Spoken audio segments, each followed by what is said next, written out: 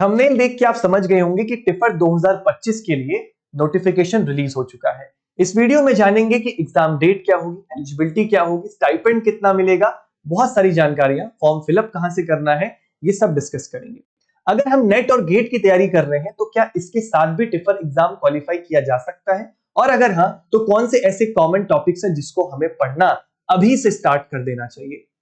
Plus ये भी जानेंगे कि कितने क्वेश्चन अटेम्प्ट करने भर से हम टिफर एग्जाम क्वालिफाई कर जाते हैं। इन सारी जानकारियों के लिए वीडियो को पूरा जरूर देखिएगा। आइए शुरू करते हैं। सबसे पहले बात करेंगे एग्जाम डेट के बारे में। टिफर का एग्जाम हर साल दिसंबर के मंथ में कंडक्ट होता है और संडे के दिन होता है, तो 8 दिसंबर इस बार की डेट है। केमिस्ट्री का पेपर सुबह वाले स्लॉट में होगा 9 बजे से 12 बजे। अगर मैं बात करूं 2025 के सेशन की तो वो 1 अगस्त से स्टार्ट होगा। एग्जाम डेट और इस सेशन स्टार्ट डेट के बीच में आपके इंटरव्यू प्रोसेसेस भी होते हैं। उसी दौरान आप अपने दूसरे एग्जाम जैसे नेट एग्जाम और गेट एग्जाम भी तब तक देके फ्री हो चुके होंगे। तो 3 एग्जाम्स लगातार आप दे सकते हैं, टिफर, नेट और गेट। और अगर आप बीआरसी की तैयारी करें तो इसके साथ आप वो भी दे सकते हैं। मूविंग अहेड, अगर एलिजिबिलिटी की बात करें तो आप अगर पीएचडी के लिए अप्लाई करना चाहते हैं तो आपके पास मास्टर्स डिग्री, और अगर आप इंटीग्रेटेड पीएचडी के लिए अप्लाई करना चाहते हैं तो आपके पास 3 ईयर की बीएससी डिग्री होनी चाहिए। नाउ टिफर हैदराबाद में कुछ सीट्स ऐसे बच्चे जो GATE exam, NET exam qualify करेंगे या जैम एग्जाम के स्कोर के बेसिस पे या जेस्ट एग्जाम के बेसिस पे भी रिजर्व करी जाएंगी। इनके लिए जल्दी आईआईटी हैदराबाद के पोर्टल पर नोटिफिकेशंस आएंगी, तो जैसे ही आएंगे हम आपको नोटिफाई करेंगे। तो चैनल पर नए हैं तो सब्सक्राइब करके जरूर रखिएगा। मूविंग अहेड, फेलोशिप की बात करें तो जितना एक नेट जेआरएफ कैंडिडेट को फेलोशिप मिलती है वही फेलोशिप आपको भी मिलेगी।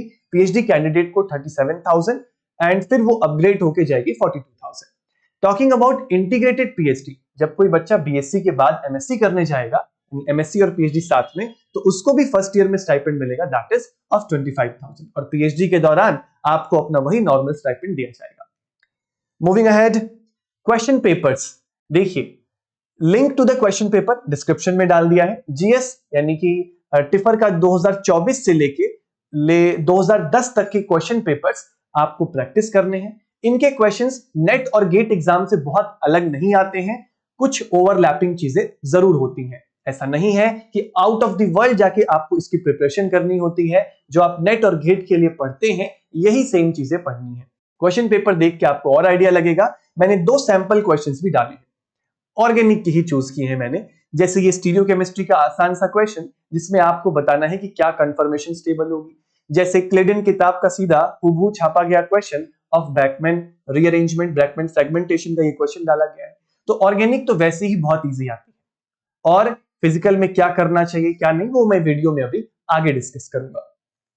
कमिंग अहेड, अगर मैं इसकी सिलेबस की बात करूं तो ये सिलेबस में सिंपल लिखते हैं, बीएससी और एमएससी की डिग्री चाहिए इनको, मतलब बीएससी और एमएससी डिग्री के जो आप चीजें पढ़ते हैं वही पूछने वाले हैं। प्लस कुछ टॉपिक्स इन्होंने अलग से देखी मेंशन किए हैं, जैसे NMR, fluorescence, IR, UV, X ray, और ये सब भी पूछा जाएगा। मैथमेटिकल वाला जो पोर्शन है यहां से भी क्वेश्चंस आते हैं। इनको मैं अभी बहुत डिटेल में एक्सप्लेन करूंगा, इन टॉपिक्स को ब्रेक करके भी बताऊंगा। यहां से अगर आगे बढ़ते हैं तो 90% ऑफ द सिलेबस जो है वो इन्हीं टॉपिकों से आता है, और ये ऐसे टॉपिक्स हैं जो आप अपने नेट और गेट के प्रिपरेशन के दौरान पढ़ते हैं, स्पेशली कोई गेट का कैंडिडेट जो फिजिकल को बहुत अच्छे से प्रिपेयर करता है। अगर आप टिफर एग्जाम क्वालिफाई करना चाहते हैं तो आपको फिजिकल केमिस्ट्री करनी पड़ेगी, उसके बिना नहीं हो सकता। मैंने ये जो टॉपिक्स हैं ये सॉर्ट डाउन करके निकाले, यहीं से ज्यादातर क्वेश्चन पेपर्स में क्वेश्चंस आए हुए हैं। जैसे क्वांटम हो गया, एटॉमिक स्ट्रक्चर हो गया। अब उसके अंदर भी देखा जाए तो hydrogen atom, photo electric effect, simple harmonic oscillator, यहां से क्वेश्चंस पुट अप होते हैं। नेम रिएक्शन, ऑर्गेनिक में आपको क्या करना है, बहुत ज्यादा कुछ नहीं, जो भी आपने नेट का पढ़ा है सेम वही चीज पढ़नी है आपको। एक मेरे ही स्टूडेंट का इंटरव्यू का एक्सपीरियंस बताता हूं। उनसे इंटरव्यू में पूछा गया रॉबिन्सन एनुलेशन रिएक्शन क्या होती है, एक्टिव मिथाइलिन कंपाउंड के एल्काइलेशन से क्वेश्चन आया पेपर में। तो कुछ भी अलग नहीं करना, जो नेट और गेट के लिए करें ऑर्गेनिक के लिए सेम वही करना है।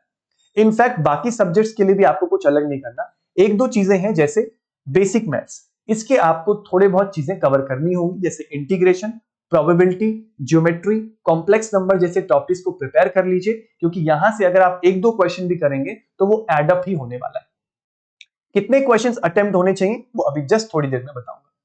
ऑर्गेनिक के टॉपिक्स तो कंप्लीट हूबहू वैसे ही करने हैं। फिजिकल के लिए भी आपको अपने नेट और गेट के नोट्स ही रिवाइज करने हैं। तो यहां से कंक्लूजन ये निकल रहा है कि एक्स्ट्रा सर करना है मैथ्स और टिफर के प्रीवियस ईयर क्वेश्चंस। इसके अलावा सब कुछ ओवरलैपिंग है जो आप नेट और गेट की प्रिपरेशन के लिए करते हैं। अगर आप नेट एग्जाम की तैयारी कर रहे हैं तो आप हमारे साथ भी कर सकते हैं। 16 सितंबर को जो लाइव बैच स्टार्ट हुआ है उसमें भी हिस्सा ले सकते हैं। इस पे IFS 30 प्रोमो कोड इस्तेमाल करके आप इसका ऑफर भी इस्तेमाल कर सकते हैं। अभी इसमें ज्यादा बैकलॉग्स नहीं है, लगभग एक हफ्ते का बैकलॉग होगा, वो आप कवर अप कर जाएंगे। मेजॉरिटी ऑफ द टॉपिक्स इस बार नेट दिसंबर से पहले हम कवर करेंगे ताकि हम दिसंबर एग्जाम में भी एक हेल्दी अटेम्प्ट दे सकें। उसके बाद गेट एग्जाम है, उसके बाद BARC एग्जाम है, तो वो एग्जाम्स तो अभी वेट कर ही रहे हैं। मूविंग अहेड, अगर इस पेपर की डिमांड की बात समझी जाए तो मैंने इन क्वेश्चंस को डिवाइड कर रखा है कि किस पोर्शन से कितना क्वेश्चन आता है। अब इसमें मैंने क्वेश्चन पेपर में ऑर्गेनिक, फिजिकल, इनऑर्गेनिक, ये तो 3 बेसिक चीजें हो गई, प्लस कुछ रैंडम टॉपिक से भी क्वेश्चन आते हैं।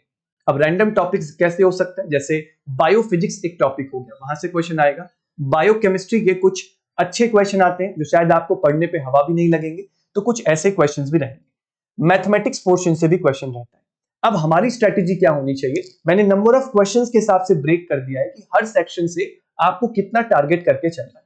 अगर आपने 30 से 35 क्वेश्चन भी अटेम्प्ट किया, जिसमें से आप 27 से ये 28 होना चाहिए, 27 से 28 क्वेश्चन भी अगर आप सही कर देते हैं, तब भी आप एक हेल्दी चांस है कि आप सिलेक्शन में आपका सिलेक्शन हो जाएगा, आपकी नैया पार लग जाएगी।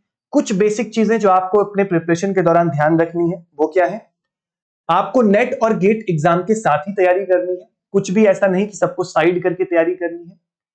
सब लोग यही सोचते हैं कि पेपर डिफिकल्ट होगा और छोड़ देते हैं, तो अपना हमें बेस्ट देना है और इनके प्रीवियस ईयर क्वेश्चन पेपरों से स्टिक रहना है। क्वेश्चन पेपर्स का लिंक नीचे डिस्क्रिप्शन में मिलेगा, और कोई जानकारी चाहिए कमेंट करिएगा, वो भी आप तक पहुंचाएंगे। Thank you so much and wish you all the best.